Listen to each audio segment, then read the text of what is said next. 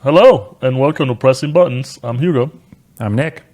and it's another great week, another great episode coming right at you. Now, it's officially my tagline. Wow, that was so organic and Yeah, I've and embraced clean. it. I've Yeah. embraced it. Is It's my it intro now. is it episode or is it show? This is important because Deepaz was asking. Well, I think I you would- say episode. I do say episode, yeah, because Okay. I can't. I don't think show. I mean, it is a great show overall. If you don't mind me saying, I may be a little biased, but it is a great show. I think you're right. But I think also every episode is also great. So Yeah. another great episode of Pressing Buttons coming Okay, right at there you, you go. You heard it here first. where we discuss how great we are apparently. But a little bit of an update. We have hit 100. Count them, 100. Actually, it's like 104 people. 104 real people on Discord. How many with bots? 107 because we only have 3 Damn. bots. Shout out to the Destiny bot. Shout out to the Stream bot. Shout out to the Me bot. Oh, never mind. 4 bots. We also have a League of Legends bot. So shout out to those bots. But we have finally hit that threshold of 100 real people. So we're thinking of doing a little Game Awards stream when they do the Game Awards. We will be entering five of our listeners into a pot. We're gonna do a little drawing and see who wins the shirt, Pressing Button shirts. So there you go. Very exciting. Super exciting stuff because we like to give things to people, or mostly shirts for now.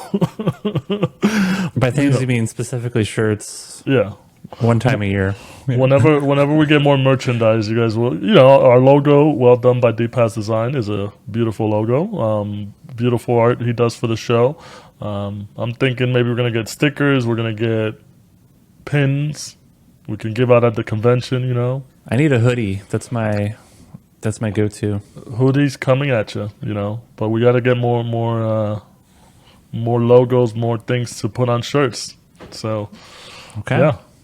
We'll see. But be on the lookout for that. We'll let you guys know when we do the Game Awards stream. Hopefully we get to close stream like we did for the Summers Games Fest. Jeff Keighley, he's a pal of ours through email. So yeah, we'll stream that and we'll call out the winners at there. But speaking of Jeff Keighley and Game Awards, this episode will mostly be solely dedicated to the Game Awards. And Nick and I are going to kind of go over the full list of awards and nominees. We're going to give our little takes on what we think will win, what we want to see win, if they're going to win, who's not going to win, did we play it, did we not play it. We're just going to kind of go over each category and give the Pressing Buttons takes because, that's why you guys listen to us, because you love our takes and this natural banter that we have. So first off, we're going to start with, we're going to do this in like a random order because I don't think this is the same order that they're going to do at the Game Awards, but we're going to leave the big one obviously for last, which is Game of the Year, because that's how you build suspense, baby. And we are masters of it. We're going to start off with Best Esports Event. And this one I think I have more of. Actually, we do have a bonding experience at EVO 2022, which is well documented in our YouTube channel, where you can watch the EVO 2022 video we did. And we have, so let me just run down the list. We have EVO 2022. We have the 2022 League of Legends World Championship. We have PGL Major Antwerp 2022. Don't know what the heck that is. The 2022 Mid-Season Invitational, which I'm also guessing it's league related because that's what they call their mid-season invitational. And then we have Valorant Champions 2022. So obviously these two, my money's on either EVO 2022 because we went there and it was Just because the only consideration is because we were there. no. Well, you didn't let me finish. I'm sure the judges will take that, and they're like, "Oh, which of these events did Nick and Hugo go to?" Well, we went there and it was a hell of an experience. And, as we said in the EVO 2022 episode, the fucking Street Fighter 5 finals was amazing. So I think it's one of the best experiences I've been to regular sports games and matches. but this one was so hyped, especially with the crowd and how much the crowd was into it. But also strong consideration for the 2022 League of Legends World Championship, which I forgot to give on my closing thoughts. But the team that I picked to win T1 did not win. The team that ended up winning was DRX, and they also had a great story because DRX managed to get in as one of the last teams in the play-in, and they came basically from the play-in stage, and they were the underdog in every match that they played in. Even in the finals, they came back, they won best of 5. It was an amazing run. It's one of the best runs I think that has ever been done in any esports or League of Legends esports. I think all the commentators and all the fans were really happy with how the tournament played out. And I don't think anybody had DRX picked as the world winner, and they won Worlds. They shocked everybody. They played with each game that they played, they got better. And with the best of 5s that they played, they got better as the series went along because in a couple they were down 0-2 and they came back. So it's going to be a tough one. Personally, I do want Evo to win because I was there, but I also think the League of Legends World Championship was one for the ages. What about you? What you got? Yeah, I think that's right. I don't really follow all these ones, so for me it was just even the fact that Evo was on there I thought was cool, so it had a little bit of credibility in this category. But I mean, to me, I feel like the market leader for esports, it's League of Legends. Maybe some of the other like first person shooters are out there, but to me I think it's going to be an event that's a Riot game, League of Legends, and I don't know how it gets any bigger than the World Championship. So I feel like that one's probably going to win. But I also kind of like don't know what this even really means. Like, is it like the production value of it, or is it more about the actual like who won and like how hype the matches were, or you know what I mean? Like, so it's kind of tough to really even know what this is trying to measure. But I don't know. That'd be my guess. Yeah, I think you're right. It is kind of hard to tell if it's the production value or the actual matches and games. I think overall everything was done really well, especially since this is the first time that they did it in North America in the last, I believe, 5 or 6 years. And they did it in different states. They did it in, they started off in Mexico, then they jumped up to New York, then they did Atlanta, and then finally they did California for the finals in Oakland at the Chase Center. So I think they did a great job, just especially with all the states that they went to, and the production was amazing. All the casters were amazing. League of Legends is a hard game to understand, and an even harder game to watch. I think if you're not playing it, it's kind of not as enticing. But I think all the casters that they had and the analysts, everybody did a great job. I wish I was as good as them. So, props to them. So, League of Legends for me, League of Legends for you, right? Yeah, I mean, I'm just completely guessing, but that feels like that's probably the front runner.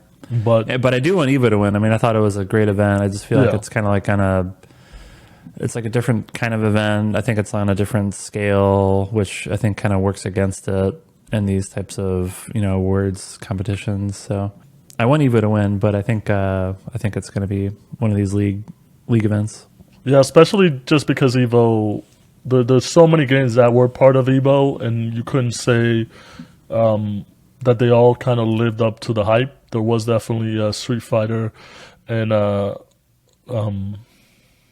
Guilty Gear and Injustice and all that stuff. So, but if it had one focus, which I would say Street Fighter, I think that was amazing. All right. Next, we're going to move on to Best Esports Coach, which I will say this. Let's just skip this one.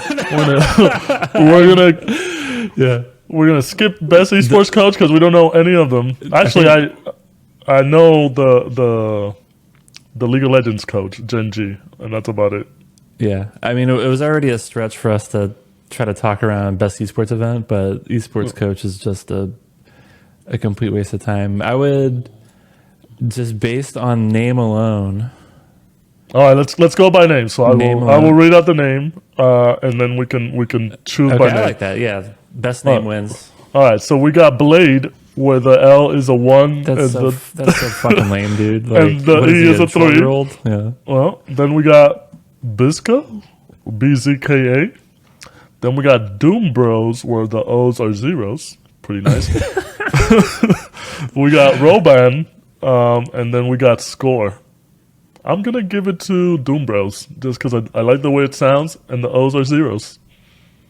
What about you? Yeah, I mean, I think I'm more of a score. It's just very direct and to the point. I mean, and his actual name is actually pretty good too. Yeah, it Go Score Dong Bing. Oh, that's a good. It goes well. Yeah. Go Score. Yeah, just like all these, just like the replacing letters with numbers. It's just like too gamer tag for me to like it. So it's very elementary because the first thing I thought was when you used to spell boobs on your calculator. Awesome. Yeah, exactly. Yeah, like someone, it could have just as easily been, boobs bros on here. So, but this also makes me want to think, like, if we ever did an event or hosted, would we be known by our real names or would we be known by our tags? I don't know. I still need I'm in the market for a new gamer tag. So yours which I've been for the last year or so, but I still got to figure that out. It works. Yeah. All right. Next one, we're going to move on to the best esports team. This one is also kind of, I know some of these, but I guess it's more of the team drive. So we're going to go with... It's going to be FaZe or Gen G, right? Yeah. So the nominees are Dark Zero Esports. They play Apex Legends. FaZe Clan, they're for CSGO. I'm pretty sure they have teams for other games. Gen G for League of Legends. LA Thieves for Call of Duty. Or Loud for Valorant. I'm actually going to go with Loud. Just because watching League of Legends, Loud is from Brazil. And they have a very strong fan base down there. And I know Valorant is like their biggest... team that everybody loves them down there. So I think I'm actually going to go for Loud because I think they got the numbers to back them up. Who you got? Okay, Let's Go Loud. Wasn't that a Jennifer Lopez song or something? Let's Get Loud, not Let's Get Go Loud. Oh yeah, that makes more sense. Yeah. Maybe that's why they named it, but yeah. Okay, so I'm all in on Loud just because of the Jennifer Lopez crossover opportunity. All right. Hopefully they bring J-Lo in there to help them win. Next, we got Best Esports Athlete. We got Chovy. He's from Gen G, a League of Legends team. We got Faker, T1 as well, League of Legends team. Kerrigan is a FaZe Clan Counter-Strike Go player. Simple with a 1 for the I. So... I hate it. Yeah, not gonna win. The one's taking over the L's and the I's, baby.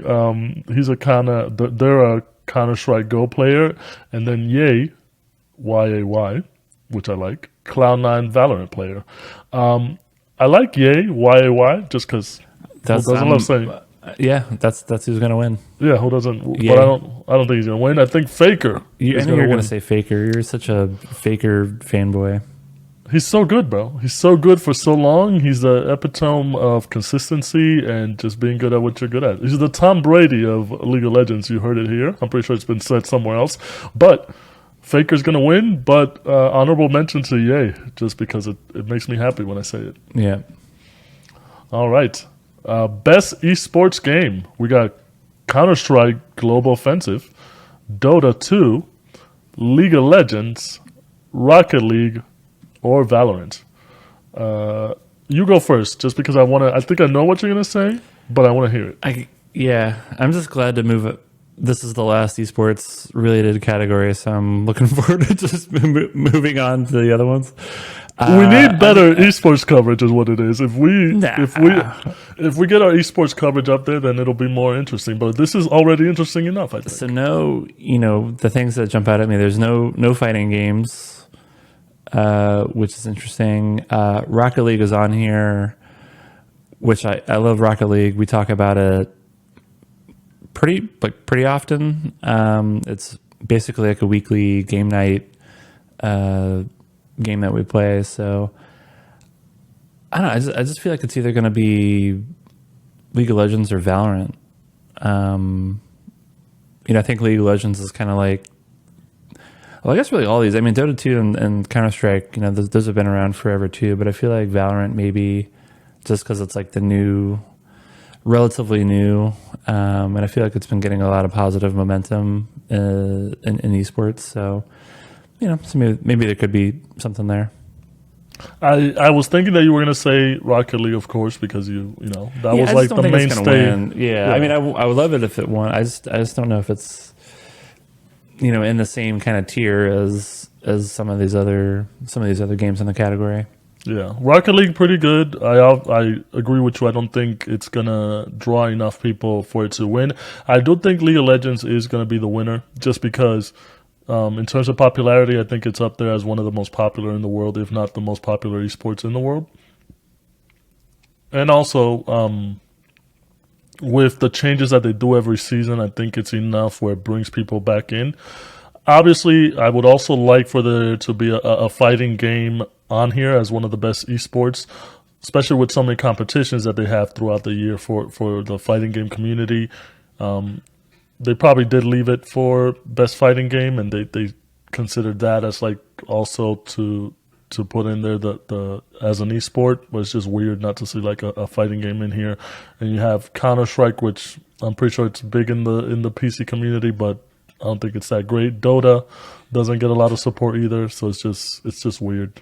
But yeah, I think we'll see Street Fighter 6 next year. Next year, yeah, I think that'll be on the list. Yeah, or whenever the Riot fighting game comes Project out. Bell. Yeah, I think that'll make it on there. So yeah, so I'm saying League of Legends, but honorable mention to Rocket League. That's always a mainstay in these type of things. All right, so we're gonna move on to the next category: innovation and accessibility. Now, I am not a big. What's the word? I was going to say not a big proponent, but that I am. I was like, oh my God, what is this guy about to say? And I was getting a little worried. Yeah. I'm a super proponent of, if that's the way to say it, of accessibility. I don't support accessibility in games, so let's skip this category. No. Pressing buttons fully supports accessibility in games. But what I was trying to say was like, I don't, accessibility in video games is not a big thing for me because I don't have any disabilities, but I do appreciate that a lot of these companies, especially in this day and age, are making a really big effort to make games more accessible. I know a lot of Sony studios have been doing that lately, and also Microsoft, especially Microsoft with the pad that they have, the controller to help in accessibility in video games. I haven't messed with the games that I have played. I haven't messed really with the accessibility settings, but I think they're all good for doing it. Props to them. Bring more accessibility for everybody to video games. And now I will read out the nominees. Good save. That was a good save. Yeah. I was getting worried. We have As Dusk Falls by Xbox Game Studios and Interior Night. We have God of War Ragnarok by Sony Santa Monica and SIE. We have Return to Monkey Island by Terrible Toy Box and Devolver Digital. We have The Last of Us Part 1 by Naughty Dog and SIE. And we have The Quarry by Supermassive Games and 2K.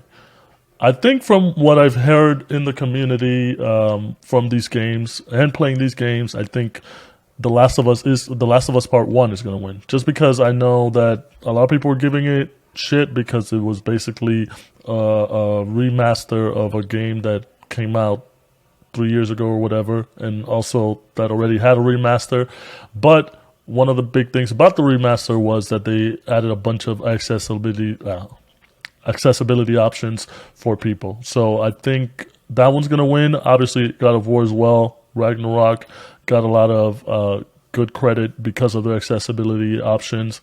But any game in this category, as long as you have great accessibility, it means it's a good thing. You're in here because you worked for your game to be more inclusive for everybody to be able to play it. So they're all winners to me, Nick.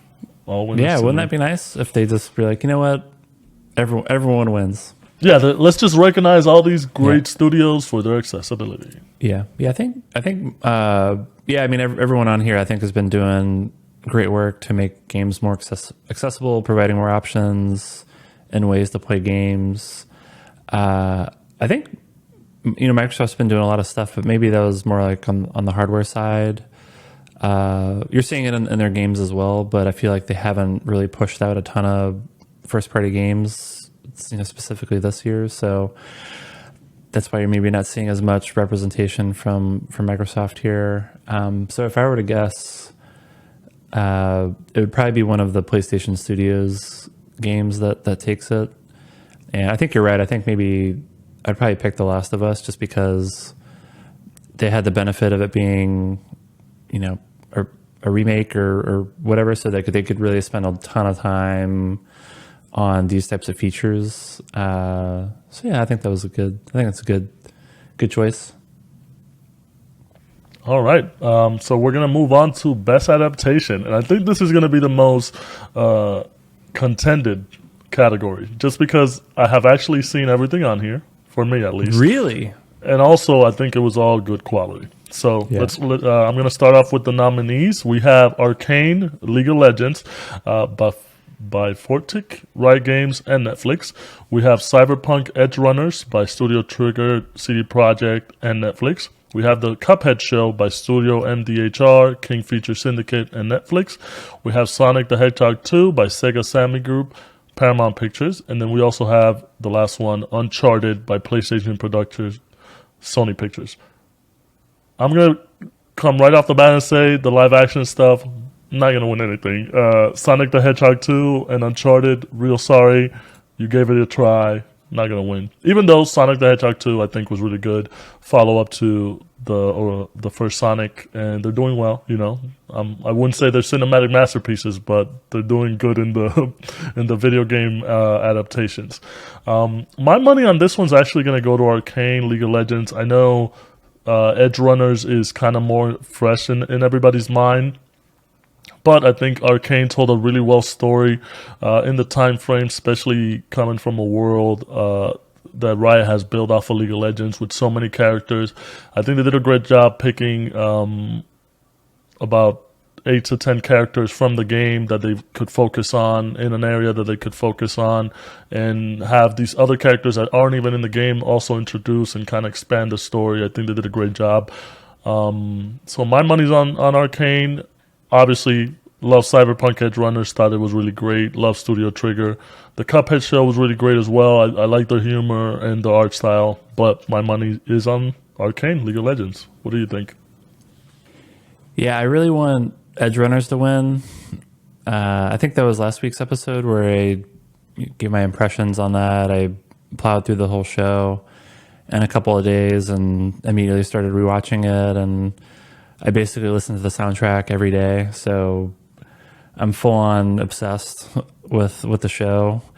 So I want that to win. At the same time, I know, and I haven't seen Arcane, but I just, whether it's my LinkedIn feed or my network or people I work with, I just know it's been getting lots of kind of critical and industry recognition and acclaim that I haven't really seen Edge Runners getting. So just based on that, just based on just kind of what I'm hearing other people saying about Arcane, it kind of feels like that's going to be the shoe-in for winning.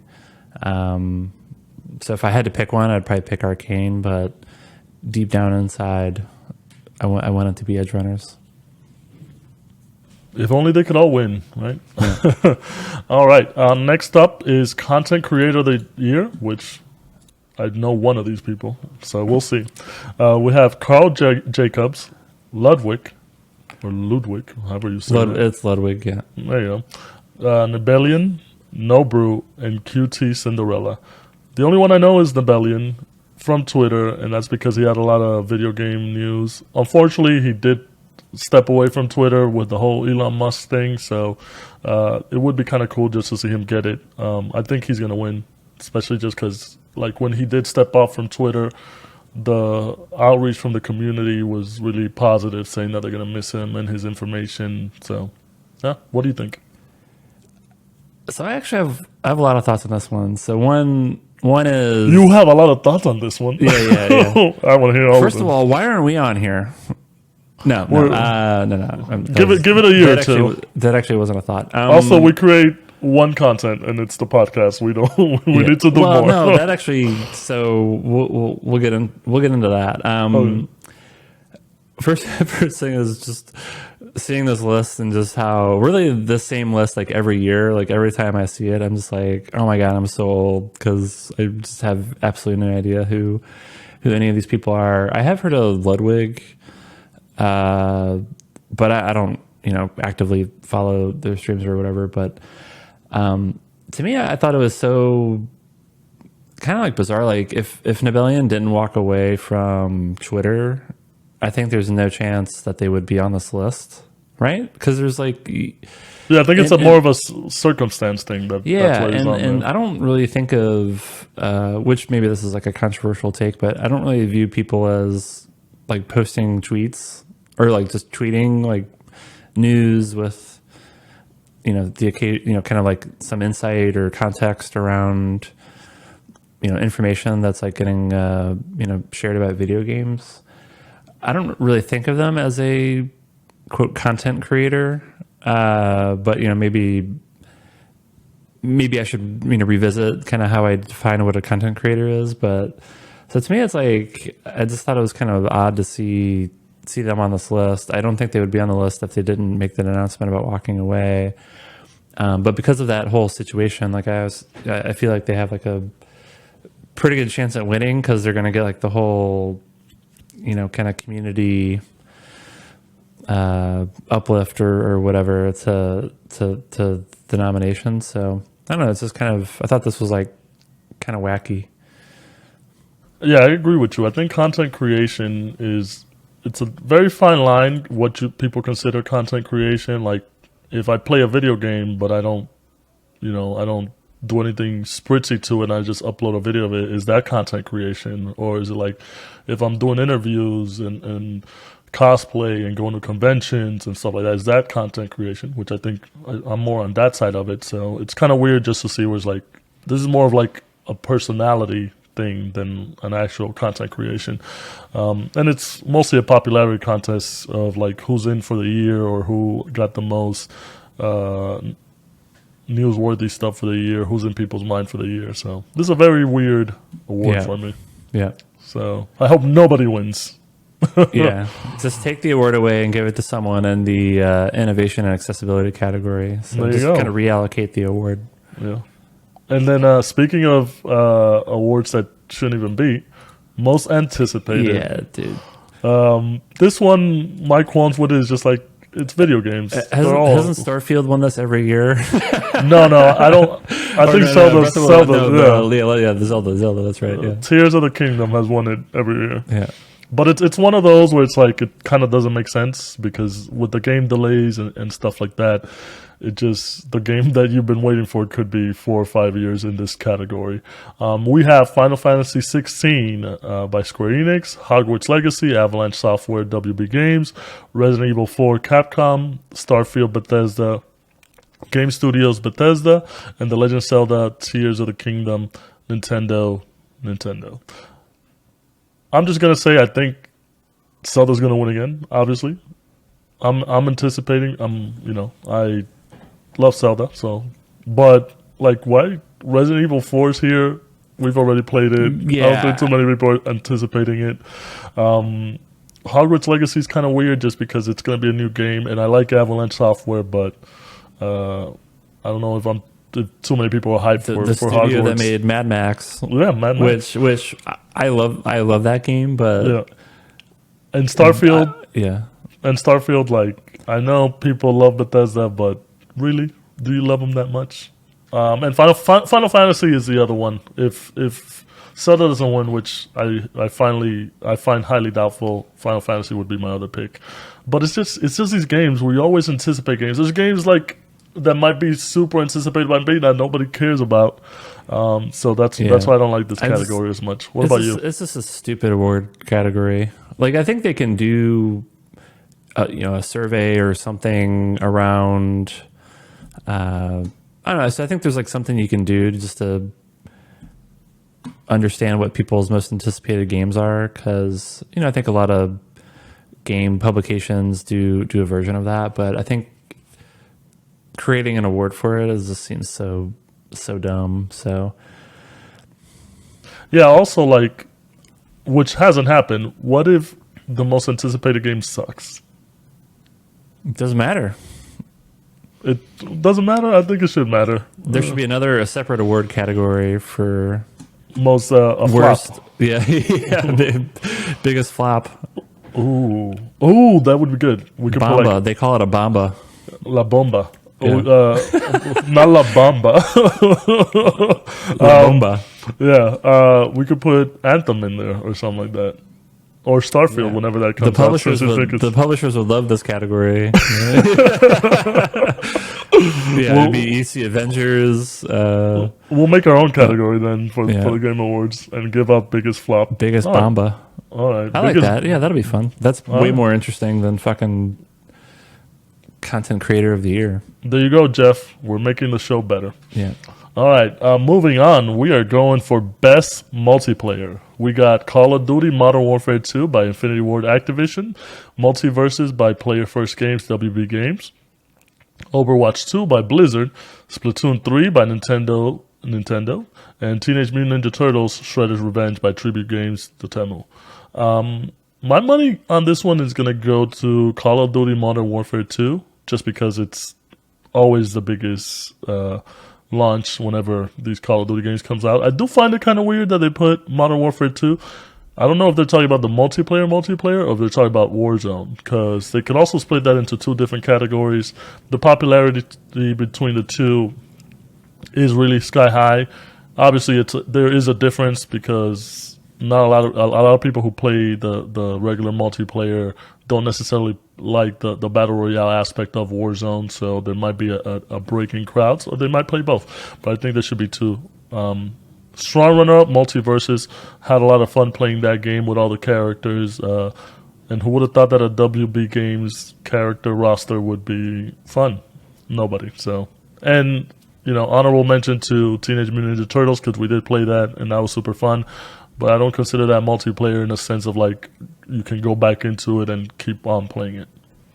Yeah, I had a ton of fun playing Turtles, but I just feel like it's not quite at the same level of sophistication and complexity as some of these other multiplayer titles. So, and I don't know, maybe that's unfair, but at least that's kind of how I'm breaking down the category, where I'm trying to think like who should win this, and I would want to try to incorporate some of that stuff. So yeah, so to me it's probably Call of Duty. Interesting that Overwatch 2 is on here, given that it was just a complete disaster when it launched. Would you say it was a bomba? Yeah, exactly. Yeah. And how is Splatoon? Like, didn't Splatoon 3 win? Didn't it win like best esports game or something? This was like a year or two ago, but no, Splatoon 3 just came out. No. It was Splatoon 2. Yeah, Splatoon, like whatever the prior game was, like won some like ridiculous award. And I'm just like, what is this? Like, Splatoon's fun. What are you talking about? Like literally any game on Switch, like. I guess maybe I'm thinking about it like online multiplayer. I guess maybe that's like another thing. So maybe, I don't know, maybe I need to rethink this, because if it was online multiplayer, like literally no Nintendo game could ever be on the list. No, I think Splatoon has a very big online multiplayer competitive market, and it's always up there, and they have like the polls where whoever wins the war or whatever, like, do you like oranges or apples or whatever, like... Nah, dude. Beefs and disputes are settled by playing Splatoon. Nah, dude. I don't know. I just don't. I just can't get on board with that. It's because you're a Nintendo hater. Just say that, bro. You don't think Nintendo can do anything online related? No, they can't. It's not in their DNA. But yeah, I think I think it's got to be Call of Duty, right? Yeah, definitely Call of Duty. I think there should be other games in here. Yeah, I just best feel like multiplayer wise. It's just like a weird. It's a weird list. Like also, it's more games that were released this year. There's multiplayer games that people keep playing over the years that have been out for years that could be on here. So that's my other thing. I think there might be coming up. We'll have to see with the categories, but there's like a constantly supported one, which I think is the other type of multiplayer. Yeah, ongoing game. Ongoing game. Yeah, that's what they say. Yeah, but I know it's all games that released this year, but I just feel like I don't know. It's just. It should be one category. Doesn't if it's feel good multiplayer, it'll be good multiplayer every year. But I think they just did it to kind of differentiate what's new and then what's ongoing, and let's separate them and make an extra category. Jeff, call us in, man. We have a couple problems with these categories. Yeah. Cool. All right. Next category: best sports / racing game. Kind of sucks that they. I know what the fuck. Do people really play sports or racing games? Not really. Let's just put it into one category. We have F1 2022 or F1 22 by Codemasters EA Sports, FIFA 23 by EA Vancouver, Romania and EA Sports, NBA 2K23 by Visual Concepts 2K Sports, Gran Turismo 7 by Polyphony Digital and SIE, and Ali World by Roll7 and Private Division. My pick for this one, I'm going to have to say, I think it's going to be Gran Turismo, just because I know it got a little bit of slack in the beginning because it had some issues with the whole game, but it kind of, they ironed everything out. They loved the game. There was a lot of support for the game, and Forza isn't on here, so they really had none to compete with. NBA 2K3, I know they always had the issues that everybody has every year with the cards and the loot and all that stuff, and the game being janky and all that stuff. F1 2022 looks great. Obviously, Codemasters knows what they're doing when it comes to racing games. Ali World, fun little game, but I think Gran Turismo 7 is going to take this. What about you? I agree. I think it's Gran Turismo. Yeah, I think it's got to be that.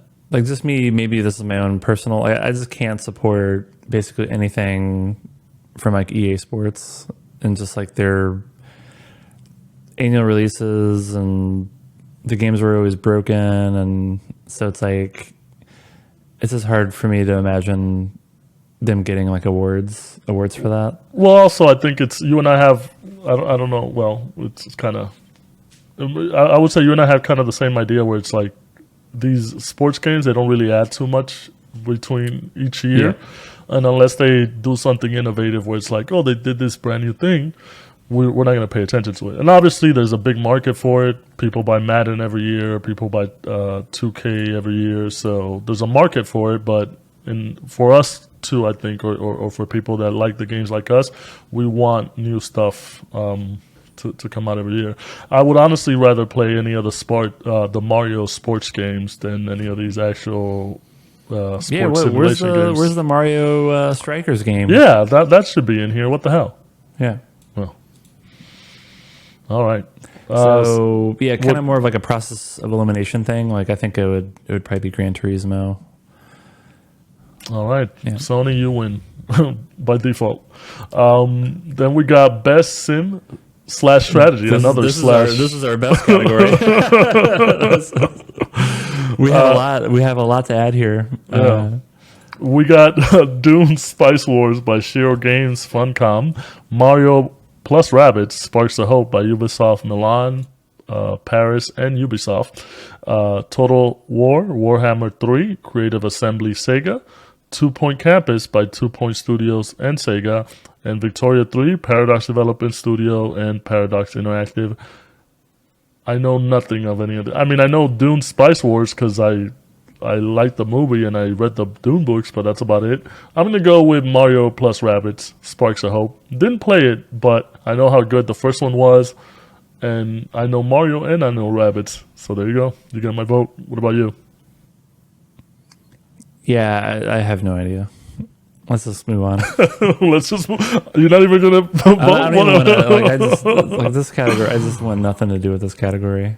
All right. And the fact that like the Mario Rabbids game probably wins is just. They're good games. Yeah. All right. We're gonna move on because it has stuff. Here we go. Best family. Best family game. Yeah. We got Kirby and the Forgotten Land by HAL Laboratory and Nintendo. Lego Star Wars: The Skywalker Saga, Traveler Tales, and WB Games. Mario plus Rabbids: Sparks of Hope by Ubisoft Milan, Paris, and Ubisoft. Nintendo Switch Sports, Nintendo EPD and Nintendo's, and Splatoon 3 by Nintendo EPD and Nintendo. Way to go, Nintendo. You are like all family all the time, which obviously we know. I'm going to say on this one, I'm going to give it to Lego Star Wars, the Skywalker Saga. Yeah. I know it's tough, especially with so much Nintendo stuff, but the Lego Star Wars series always supported by everybody. They always make good. They're funny. A lot of characters, especially this being kind of covering the new trilogy. I think this one's going to win overall. Strong second, I would say, Kirby and the Forgotten Land. I think I'm going Kirby. Yeah, any one of these I think could win. They're all good games. Splatoon in there and Mario plus Rabbids. I'm telling you, they're popular.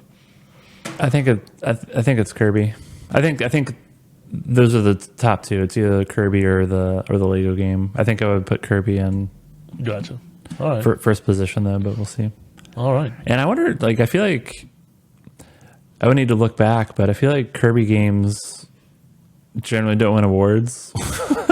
So yeah, they don't. So that could be kind of cool. Like maybe this is the first time that a Kirby game.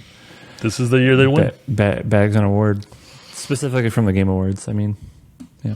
All right. Moving on to best fighting game. Very controversial category this week, and we'll explain why. We have DNF Duel by Arc System Works, 18, Neeple, and Nexon. Those are the studios. JoJo's Bizarre Adventure, All-Star Battle R by CyberConnect 2 Company Limited and Bandai Namco. The King of Fighters 15 by SNK and PlayOn. Multiverses by Player First Games, WB Games. And Sifu by Slow Clap. Now, the controversy part on this is that they have Sifu in here. Yes, Sifu, there is fighting in Sifu.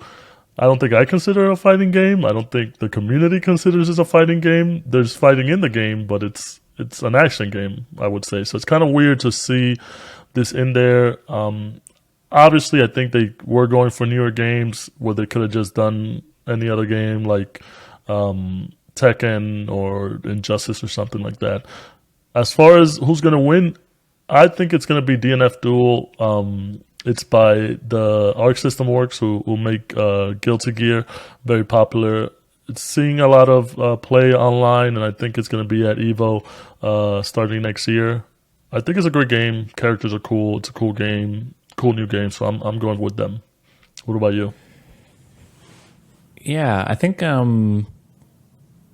it's so bizarre that Sifu's on here, and to me, it's like I don't know if they're just trying to push the envelope of what it actually means to be a fighting game, or if they were just so desperate to have a full category and like they like literally had no other choice. Like, I feel like there's like at least one or two other actual fighting games that they could. It's the desperate part. So, but maybe they had some pickings this year for new fighting games, and they're like, well, there's a person that walks around and punches people, so close enough. So I don't know. Well, I just feel like that's real weird. And under that criteria, like any game could be a fighting game. Just because it's like it's an action game. Yeah, you're fighting people in every game. So yeah.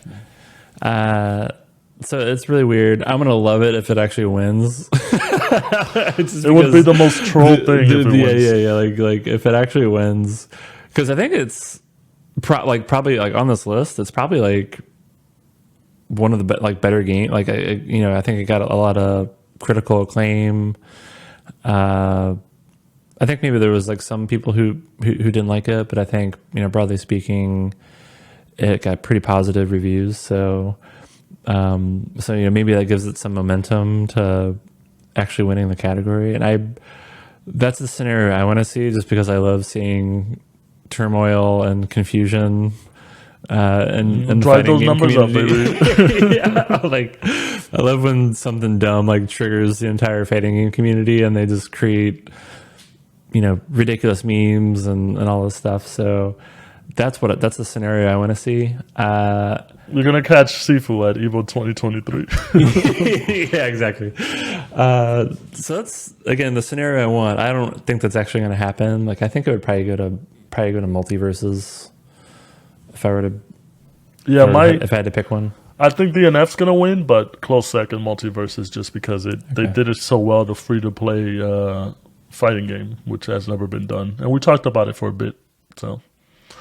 All right, moving on to best role-playing game. We have Elden Ring from Software, Bandai Namco, Live Alive, Square Enix, Nintendo. I think that's the first time I've ever said Live Alive right, because I usually say Live Alive. So I'm glad you mentioned that, because guess how Keeley said it during the awards ceremony? Live Alive? He said Live Alive. And I was like, this fucking amateur.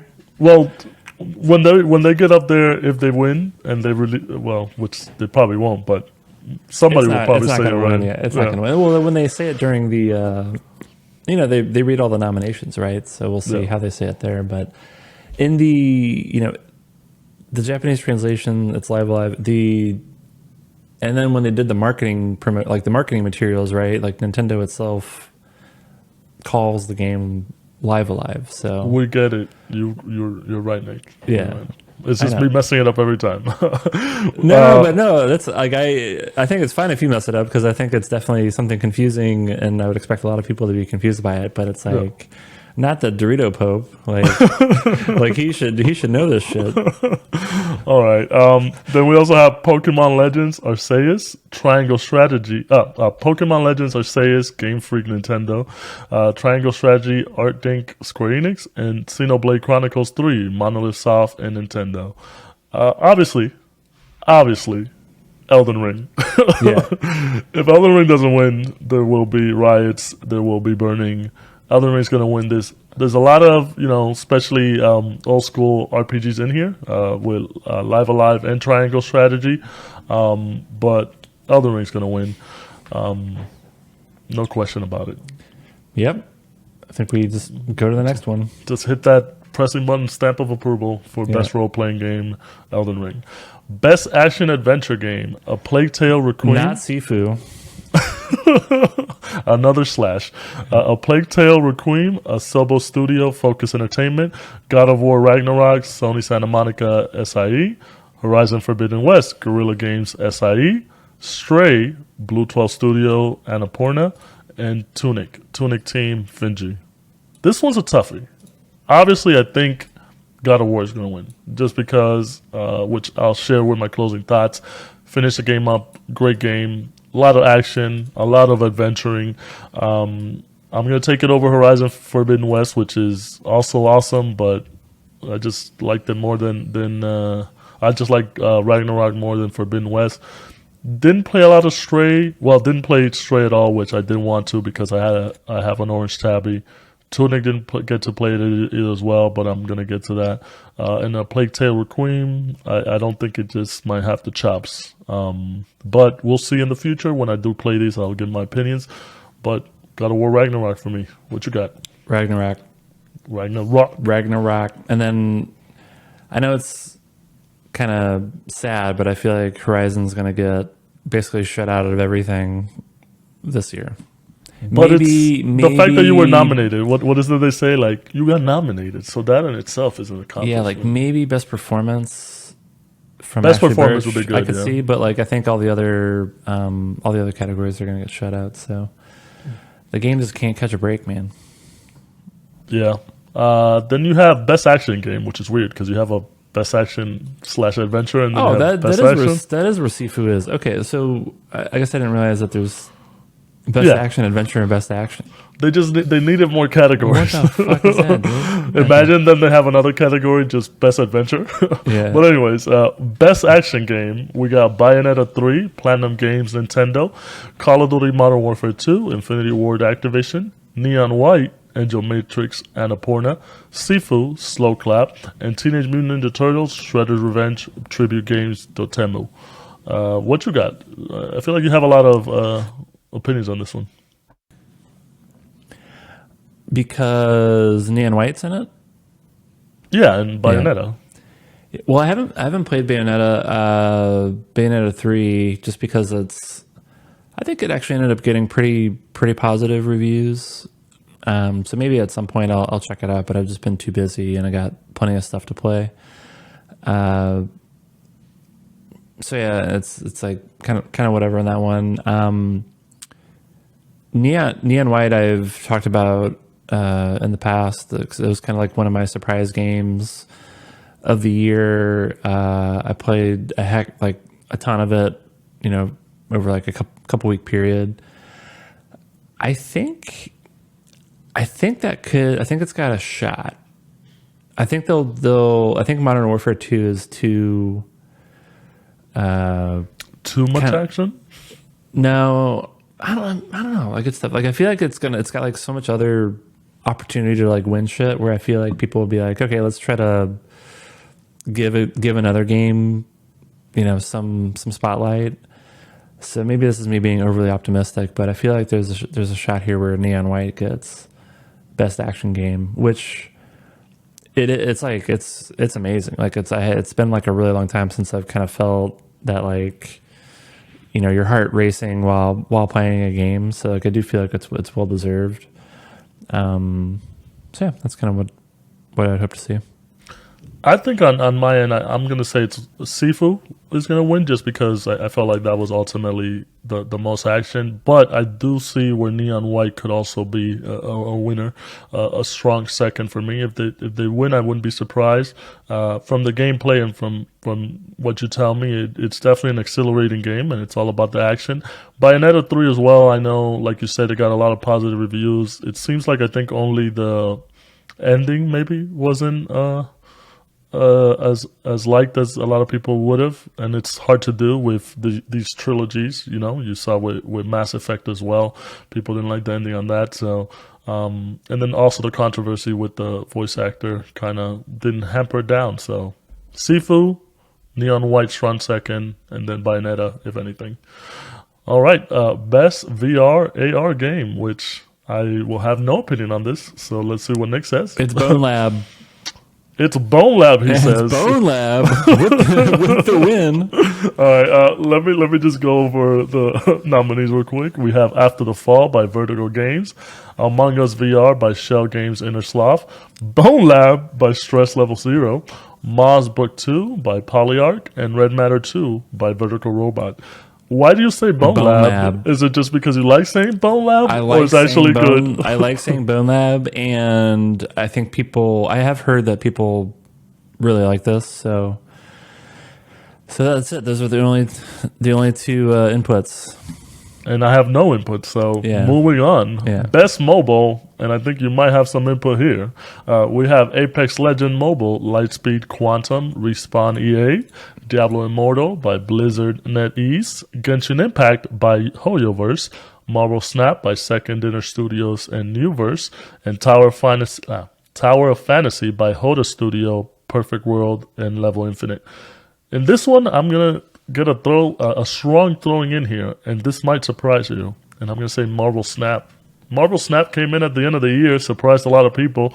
I don't play card games, but it seems to be like the only thing Twitter's been talking about for the last couple of months weeks since it came out. Strong second, I'm going to say Genshin Impact just because it's Genshin Impact. What about you? What are you thinking? I think it's Genshin. I think you picked. I'm on board with you with those being like the top two, but I think I would flip it. I think Genshin wins. Maybe Marvel Snap can come through. I actually haven't. So I played the early access build. I haven't picked it up, the actual release, but I feel like I haven't heard as much about it actually. So I'm curious. Marvel Snap. Yeah, Marvel Snap. Yeah, I haven't heard as much noise around the launch and whether people actually like it or not. I think it's more noise of that it's good and it's not like a gotcha game because it's free to play. Like Genshin Impact, yeah. Yeah, it's free to play, but you're not paying for the cards or anything like that. And it's Marvel property, so people really excited to see that. Surprisingly, not a lot of talk out of Diablo Immortal. I know you played it for a little bit, and I know people were talking about it, but people got very turned off by the monetization model. So I played it a little bit. It was on the PC.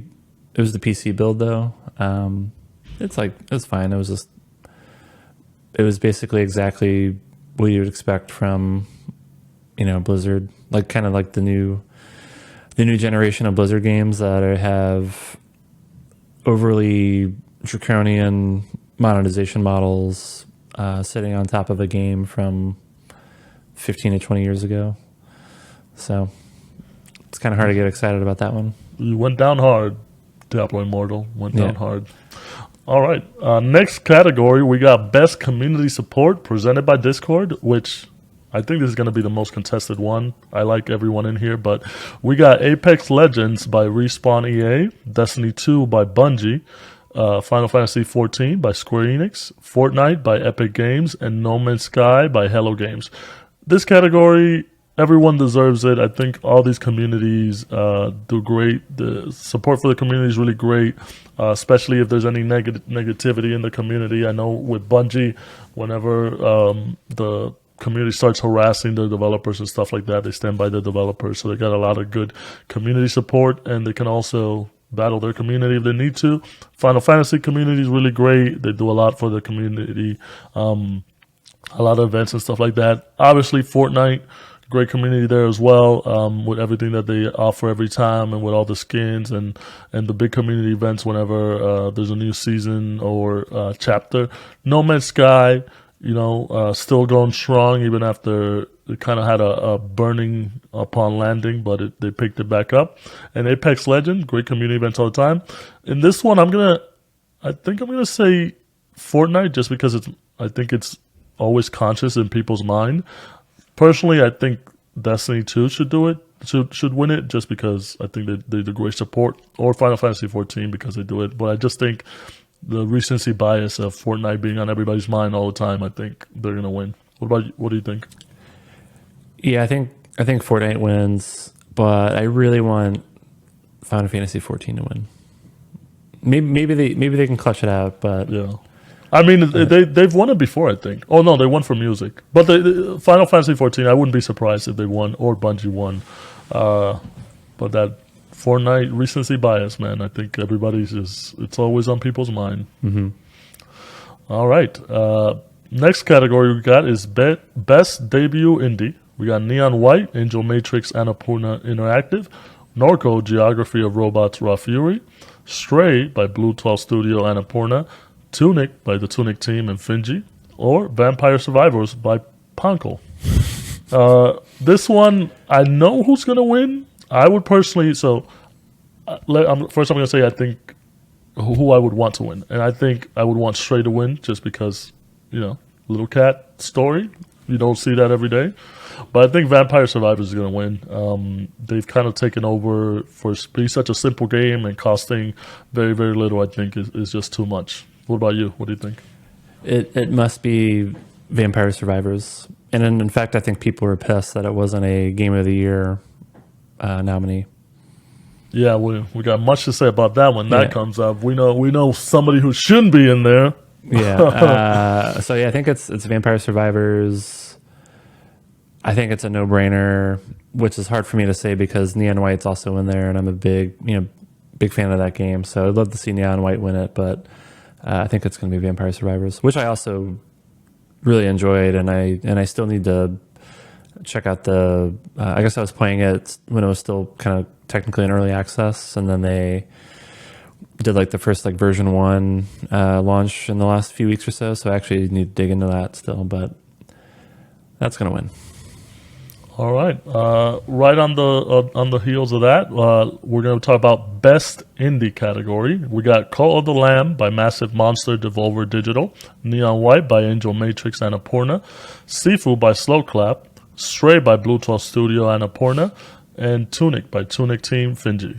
My money on this one is, I want to say Neon White, just because, like you said, great game. But Call of the Lamb, I think, got a lot of praise as an indie, and Devolver Digital always has some good, weird stuff out of the box. What do you think?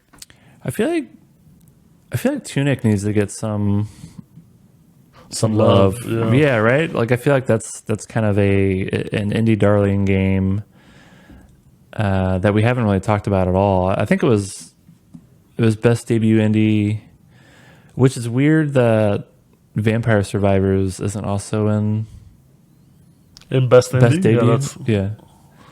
Well, it's not in best indie, and it's just weird. Yeah, so that's a little weird. But was Tunic? I don't think Tunic was.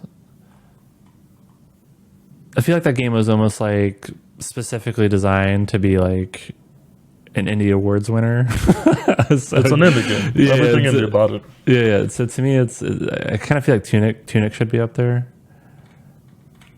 So I think that'd be my guess. All right, we'll see. It's weird that Vampire Survivors isn't there, especially because it was so popular. But oh well.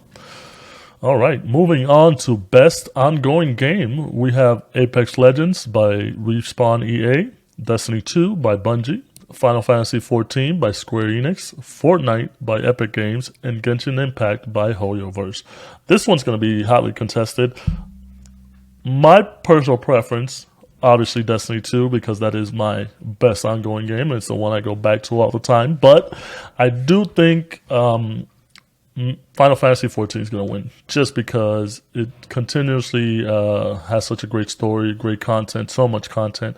And then playing it at the beginning of the year in my MMO phase, I think it just holds up. Obviously, with Fortnite and Genshin Impact still kind of being leaders in their own category, I think just Final Fantasy XIV has a much better story to tell, and it's just great for everybody. What do you think? I'm incredibly biased. It's Final Fantasy XIV.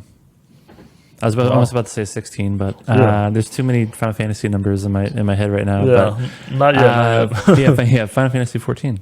I think so. All right. Games for Impact is the next category. This one is starts off with A Memoir Blue by Cloisters Interactive Annapurna, As Dusk Falls by Interior Night Xbox Game Studios, Citizen Sleeper by Jump Over the Age Fellow Traveler, Endling Extinction is Forever by Hero Beat Studios Handy Games, Hindsight by Team Hindsight Annapurna, and I Was a Teenage Exocolonist by Northway Games Finji. And this category, this one's a tricky category. I think it's games that have to do with impacting the community, the gamer community. I think you hate this category too, right? Whoa. Whoa. Don't misconstrue my words. No. I have played none of these games, but if they make an impact in the video game community and for gamers, I support all of it. I was expecting to see Genshin Impact somewhere, but womp womp. Yeah, no. You throw the sound effect for yourself right there, bro. Well. Yeah, I would. I have the sound effects right here, but I don't think it would actually get recorded. So yeah. Well, can't there you go. Even use the sound effects. Yeah. Womp womp for that. Yeah. You know what? Do you feel confident saying something about it? Because I was just going to move us on to the next one. Let's just move on. We're over an hour of recording, and we're like halfway through this. Let's move on before we also say something dumb. Yeah. There you go. Best performance coming up next. We got Ashley Birch for Horizon Forbidden West, Charlotte McBurney for A Plague Tale Requiem, Christopher Judge for God of War Ragnarok, Man Gage for Immortality, and Suni Suljic for God of War Ragnarok. Obviously, I think Christopher Judge is going to win. He won it last time. He beat out, I forget the guy's name, who played Arthur Morgan. I think Roger Clark. Oh, yeah. He beat out Roger Clark that year. Strong performance in God of War Ragnarok by Christopher Judge. But everybody in this category, I think, does a great job. Ashley Birch does a great job. Suni Soljic, great job. Man Engaged, great job. And Charlotte McBurney, great job. But I think Christopher Judge definitely taking up the mantle of Kratos and doing a great job. So I think he's going to win. What you got? Crazy Kratos. Crazy Kratos with a K? One thing I had actually never even heard of this game, Immortality. Did you know about this game or play this game? No. Before the awards? So no. I feel like that always happens with, which I think is a good thing, right? Like I think it's good that the Game Awards provide a spotlight to things that you might not otherwise know. So I actually need to just dig into what exactly that game is and if it's something that I might be interested to play. So I really don't know. Like I literally know nothing about that game. I would guess, it's probably Christopher Judge or Ashley Birch as like a second, in like the second position. I didn't play Horizon Forbidden West, so that's me just speaking as I'm just a fan of hers and project that she did a great job in that game. She did do a great job. Yeah. So other than that, yeah. Well, you mentioned it. That is like one of the good things about the Game Awards, where it does put the spotlight on certain games that we might have missed or didn't hear enough about during the year, which will, go into it next year. Like, oh yeah, that was at the Game Awards, so let me check it out.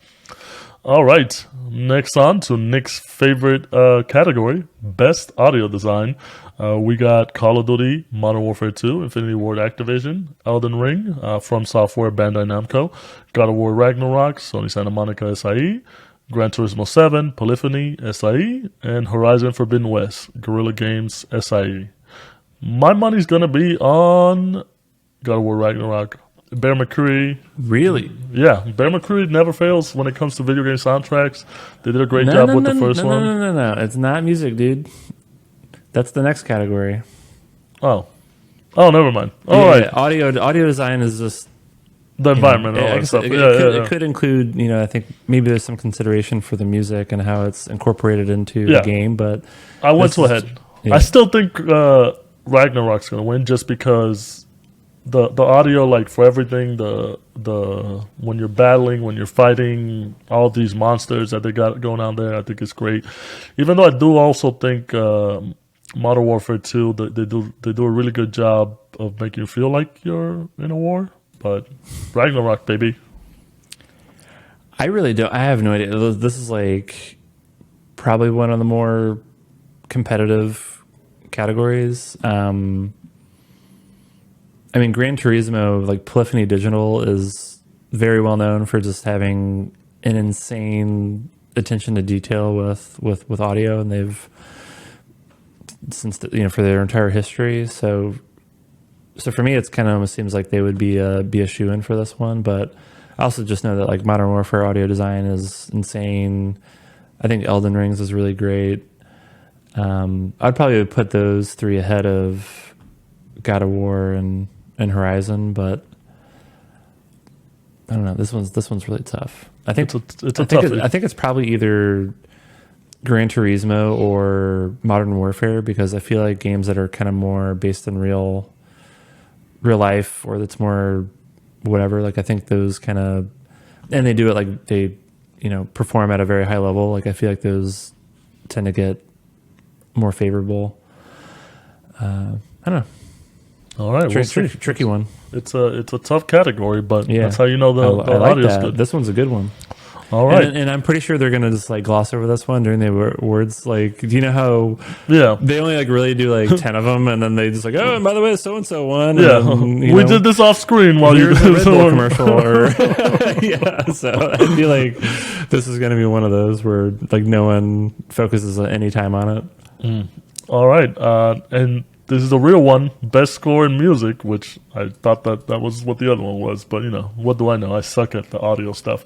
We got Olivier Deriviere, great name, A Plague Tale Requiem, Tsukasa Saito, Elden Ring, Bear McCreary, God of War Ragnarok, Two Feathers, Metal Hellsinger, and Yasunori Mitsuda, Xenoblade Chronicles 3. This was a toughie. I did say Bear McCreary just because I think he's been in a lot of good soundtracks, music, movies, videos, TV, and all that stuff. But looking at the category, I can also see Elden Ring, man. Elden Ring, it made me feel like I was in the world. What you got? Audio guy, sound guy, music guy? Yeah, this one's tricky. So I'm a Yasunori Mitsuda fanboy. He's done tons of soundtracks. So, Chrono Trigger, Chrono Cross, the first Xenosaga game, Xenogears. So he's like an OG Japanese role-playing game music guy.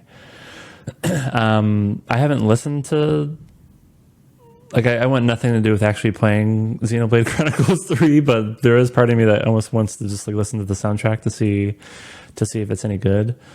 So I feel like he could be a contender for sure.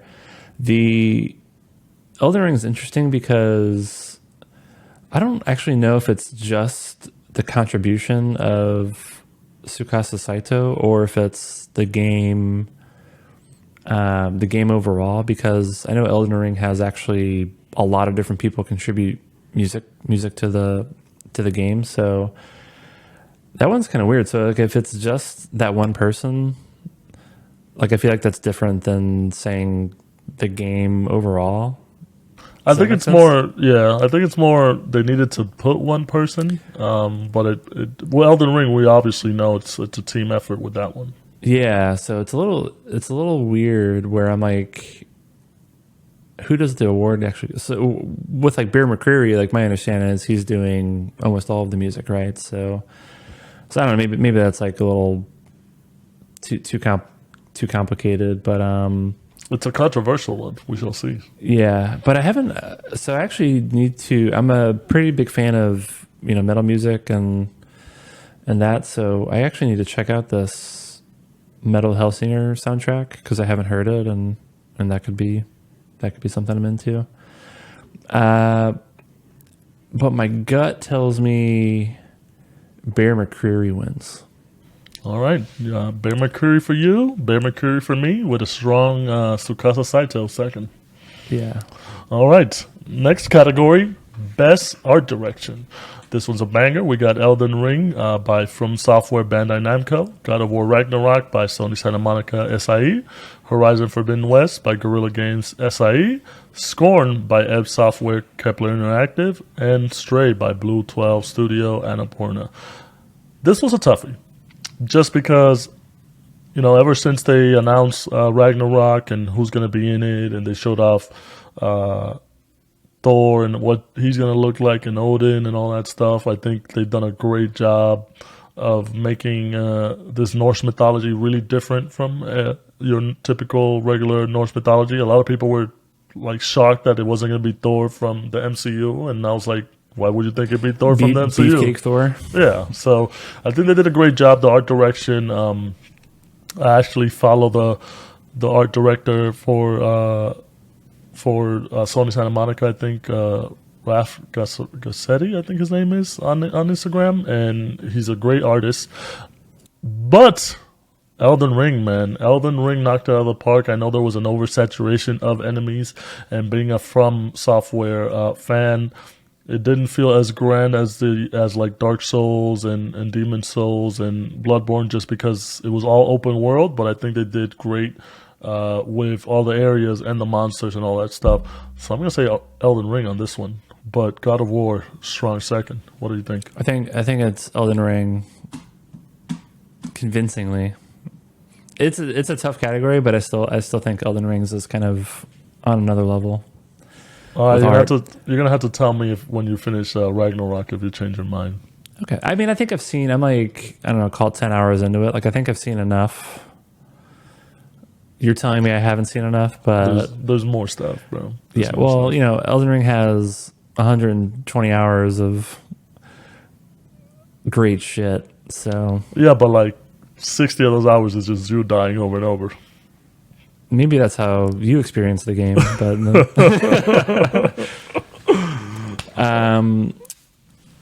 so I think it's going to be Elden Ring, and I thought it was interesting that scoring was on here because that's like basically the only thing, like that's basically the only thing good about the game is its art style. I think same thing, but I think it was too much. Yeah, I also like just don't think it's that good. Like I feel like people are like, oh, there's this specific style from H.R. Giger and it's that style, and I'm like, okay, like great, like, but like, so what? Like, but do I want to play a video game where it's in my face the whole time? No. Yeah, so like, so to me, it's like, I don't know. I feel like it's getting a lot of. I don't know. I don't think it should be on there, but maybe that's a hot take. Well, we definitely know it's not gonna win, unless it does. If it wins, I'm gonna be pissed, dude. Yeah. Honorable mention to Stray, beautiful cat, beautiful area, and Horizon. Horizon looks amazing. It's like I just feel bad for that game. It's just like it always comes out when other giant games come out, so like it doesn't maybe do as well commercially as it could, and then I think it does. I think it does well commercially. It does fine, but like it doesn't do as good. Like it could have been better, I think. Yeah. If it was by itself, I think it does. Yeah. I think it does great commercially, but when it comes to like these awards, there's always some that will beat it. Yeah. All right. Moving on, another controversial category: Best Narrative. We got A Plague Tale: Requiem, Asobo Studios' Focus Entertainment, Elden Ring by From Software Bandai Namco, God of War Ragnarok by Sony Santa Monica NSIE, Horizon Forbidden West by Guerrilla Games SIE, and Immortality by Half Mermaid. This one, controversial because a lot of people on the internet were like, Elden Ring, what narrative? Elden Ring is a very specific narrative. It's kind of hard to understand because you're kind of lost most of the time, but from people who have played From Software games, we know what the narrative is. It's complicated, but there is a story there. You just got to pay attention to it. It is kind of convoluted. Sometimes you might have to go on the internet and watch a video afterwards. But there's no reason. I mean, there's no question that Elden Ring, great narrative. I think they're going to win just because it tells an overall better, newer story than like Ragnarok does, even though Ragnarok does its own thing, the way they tell the Norse mythology stuff. Horizon Forbidden West, also a great story. Didn't kind of and well on my end. I think it was kind of like it just kind of drudged along. Immortality I'm gonna have to check out because best narrative is in here. I'm gonna have to check it out. And The Plague Tale: Requiem, gonna have to check that one out as well. But my money's gonna be on Elden Ring with Ragnarok a strong second. What you got? I agree. I think that's right. I think it's I don't know, it does raise an interesting question, right, around as I've disclosed before, I'm a complete idiot when it comes to actually figuring out what's happening in game with basically every From Software game, with trying to like piece everything together. So I'm definitely the type of person that's going to YouTube and other platforms to, watch videos and read what the hell is actually going on. But when I do that, it like really enriches the game experience, and I really like enjoy everything about it. So is it like, I guess the question is like, is that like unfair that I'm able to like read other sources to actually figure out what's supposed to look like, what they're telling me like in the game, or is it like, should that be like discrediting the narrative as it exists in the game? Because I think God of War is like maybe a little bit more straightforward and kind of tells you exactly what's going on for the most part. So I don't know, it kind of raises an interesting, more like philosophical question. But if you don't dwell on that too much, I would be like, I enjoy the overall like Elden Ring approach to things. It's just there's a little bit more extra work that you need to do outside the game to fully comprehend everything that's going on. Well, I think, and this is what From Software does so well with a lot of their games, is that they tell the story for that game at the moment, but the background of that story and these characters, like, yeah, you definitely have to read more and go back in. And it's so many memorable new characters that you never know, like Radon in Elden Ring or Michaela and all that stuff. Like, you get the story that is told in the game, and then you get the story that's told through the lore, and then you get the story that somebody tells you online. But it's just more details, which everybody wants. That's why I think it does it so well, where like it makes me actually want to go and find out more, where like the game consumes me to that point where, but great narratives from all these games, I think. But Elden Ring is going to be the one for my money. All right. And then last, but no. Two more. But debatable whether these actually need to be separate categories. But. Yeah. I think, all right, so the next one is Best Game Direction, and I think this one more would have to do with whoever's making the game.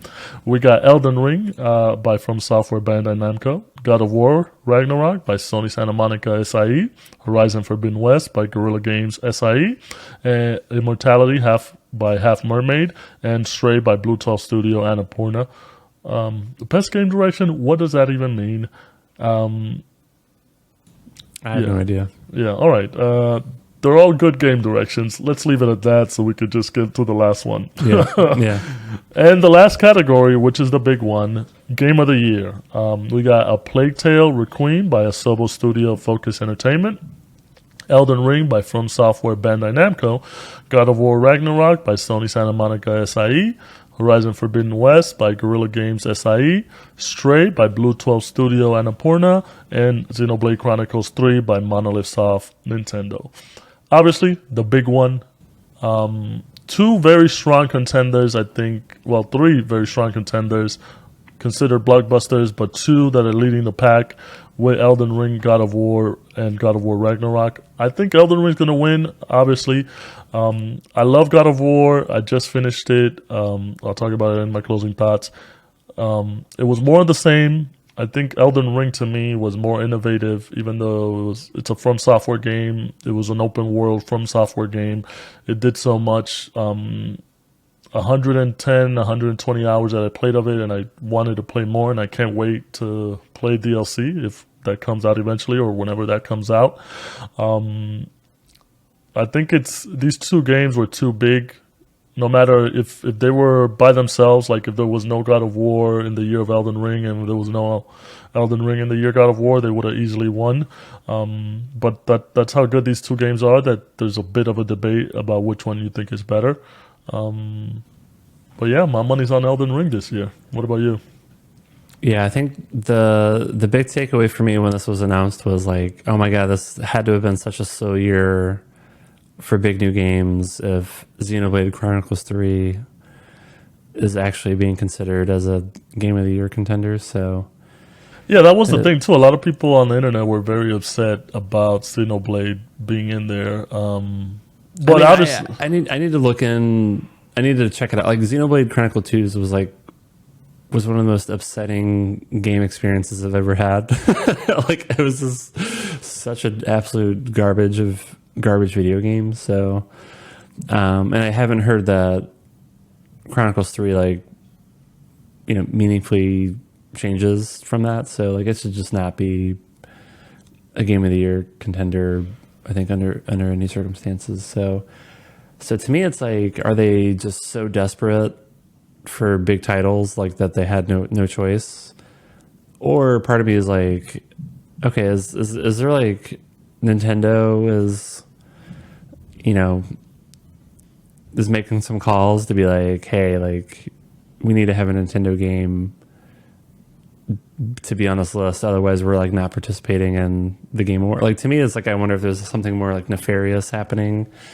I don't think it's nefarious. They just didn't have enough, and obviously it's weird because you have like Stray in there, A Plague Tale as well. Not that they're not good games. I haven't played them. I know I do want to play them, but it's not like last year where you had It Takes Two winning Game of the Year.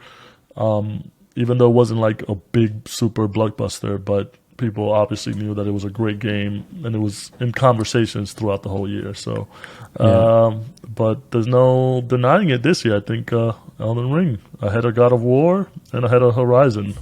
Tough year for SIE, but also you put out 2 bangers of AAA action games. So kudos to you. Yeah. I think I think it's Elden Ring. I think what's interesting is you're using the term more of the same when you're talking about God of War, which is more or less how I characterized, my initial like 10 hours of playing it so far, where it's like it's more of the same, which I'm totally fine with. I think that's still great. What I'm trying to like wrap my head around is why did I not have that same takeaway when playing Elden Ring, where I didn't really feel that at all.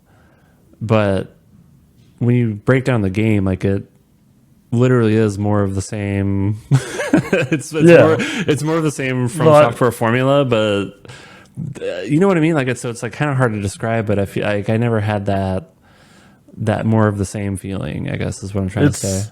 It's the open world. That to me is the only difference, because if this was just like any other, like Dark Souls 1 through 3 or Sekiro or Bloodborne, where you go to different sections and stuff like that, I would have said it's more of the same as well. But just the open world aspect of it kind of pushed it enough for me to make it feel different. Whereas with God of War Ragnarok, combat's the same in a sense, even though you do get better combos and a better progression system with the combat, with the weapons, with the characters, with the way the mechanics are. I think it's the same as well, but it's just, I think the open worldness of Elden Ring pushed it enough to me where it's different enough. But love them both. You know what? I would give it to both if I could. Great. All right, so that does it. This is like our beefiest episodes, and we're not even closing thoughts. I think we just got to end the episode. No. Like, people want to closing thoughts. We still got to do closing thoughts. Okay. Yeah, that does it for the episode part. That's crazy. We have like a bunch of other news items. I think we just got to go right on the closing thoughts. We're just gonna go into closing thoughts, but good stuff from the Game Awards, and I can't wait till we do it the coach stream. And see how right do the live stream, how right and wrong we are. When is it again? December something. I don't know. I'll figure it out. Okay, I'll figure it out. I'm just gonna make sure I can actually do it. It's usually on like I don't want it to be another situation where I promise a live stream and then no, it's usually on a week. It's like on a Saturday or Sunday if I remember right. Okay, so it'll be fine. All right, moving on to closing thoughts in the beefiest episode we've had.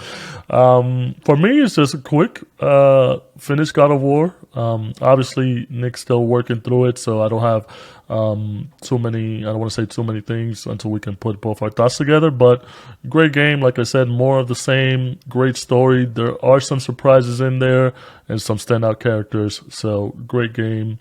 Definitely game of the year for a lot of people. And League of Legends preseason, League of Legends Season 13 is going to be starting in January of next year. They added a bunch of cool stuff. It's like now you have monsters that help you out in the jungle, so that's pretty funny because it's like Pokemon. A lot of new items and stuff like that, so I've been playing that. And it's interesting. And that's it for me. I think that was probably the slimmest Hugo closing thoughts I've ever heard. Are you trying to like speed through it because the episode's already so long? Well, no. Also, like I finished Ragnarok. I can't talk about it too much right now because you haven't been in. And I guess that's a lot. I mean, you played it almost 50 hours. Yeah, it 40. It came out last week, so. I mean, 47 hours. I think if I didn't do all the side stuff, I probably would have finished it in like 30 to 35 hours. But doing the side quests is so easy that you kind of just do them as you're playing. So I think before I did the side quests or finish all the side quests, I beat it in 40 hours. And that was with some side quests and main story done. Cool. Yeah, I'm about 10 hours into it. Really enjoying it. I mean, it looks incredible, plays great.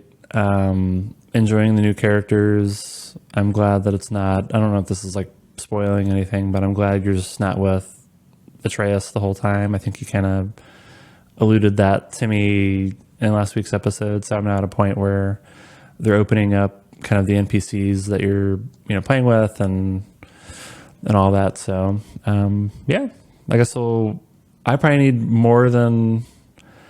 I'll probably need like a couple weeks before I can finish that up.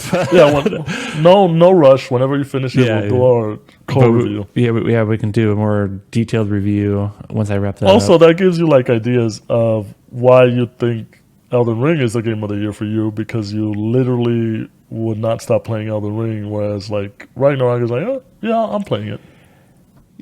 Yeah, I mean, that's like a good anecdote where I was playing so much Elden Ring every night, until late into the night, where my wife was just like, "What are you doing? Like, what is going on? Like, why are you playing this so much all the time?" And I'm like, "Oh yeah, like it's just a game that I've been waiting a long time for, and it's really good." Whereas, yeah, that's not happening at all with God of War, where I'm, when I have time, I'm like, oh yeah, like I really want to get into it, but I'm not like,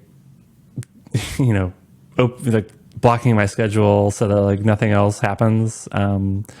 So, and then also, I guess this kind of goes into my next point around closing thoughts. So in addition to God of War, it's been Warzone 2. So I've been playing a little bit of that. It's been a pretty buggy launch. So I think a lot of people are having lots of different bugs and performance issues. I've been having a lot of audio, like very annoying audio issues with playing it, but whenever I can work through it, I've been able to play. I've probably only played like 10 rounds or something like that, because I've probably spent half of my time on just trying to get the game to work. So that's been a pretty frustrating, but when I get it to work, I've been having a good time. I'm absolutely terrible. Like I'm very much a Warzone newbie. So it's a pretty steep learning curve. I tend to get my ass kicked pretty quickly in every round. So, but yeah, I'm having a good time. I mean, it does kind of give me the itch, because I've loved Call of Duty, the early ones, and with Warzone being free, it kind of makes me want to play it. But I also am not a big fan of battle royales. I prefer just the regular multiplayer aspect of it. So I would have to fork over some money and actually pay for the regular. We should try. We should try the DMZ mode. Yeah. I mean, eventually I'm going to try it out because it's available. Especially now that it's on Steam as well. Like, it's not restricted to Blizzard, Activision launcher. So I got it on Steam. I'll probably succumb to when I'm bored, I'll succumb to the Call of Duty. Nice. What else you got? I think that's pretty much it. I think it's really been going back and forth between God of War and Warzone 2. And then the only other maybe like noteworthy update is finally getting my notification that my analog pocket is going to get delivered soon. So nice. Just in time for some holiday break. Yeah, so I ordered that I think basically a year ago. So I've had to been very patient waiting for this thing. So I'm looking forward to getting it. It's basically a FPGA based, like very high end kind of Game Boy form factor, where it takes in like actual cartridges. So if you have, a Game Boy Color, Game Boy Advance cartridge, they also have adapters for some of the other, portable systems that are out there. So it's made to play cartridges, but you can also just kind of like, I don't know if it's like jailbreaking it or whatever, but you can basically have it load, the entire catalog of, Nintendo, Genesis, Super Nintendo, Neo Geo. So yeah, I'm looking forward to playing with that. I think that'll be a fun little machine just to play like retro games. And yeah, hopefully I'll have some impressions on that in the next couple of weeks. Nice. Can't wait for you to give the pressing buttons review on that. Yeah, it'll definitely rate higher than the. I don't even remember the name of it. Fucking the other thing that I bought. La Bomba. I don't even, yeah, I don't. What was it called? I already forgot the name of it because I hated it so much. It was the little. Yeah, I don't remember the name, but it was a bomb. La Bomba. Yeah, La Bomba. A stinker. Yeah. Oh, all right. Man, this is a beefy episode. It's I'm exhausted. Beefiest episode, yeah. And we thought we weren't going to be talking too much. We thought we were gonna. I thought, oh yeah, this will maybe take us like 30 minutes to talk through all this shit. We thought we were gonna go through the categories really easy, but apparently we had a lot of opinions.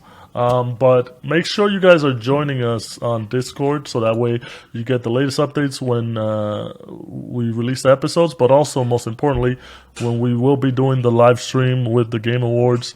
So we can also do the contest for the t-shirts, and you guys are, in there with us having some fun.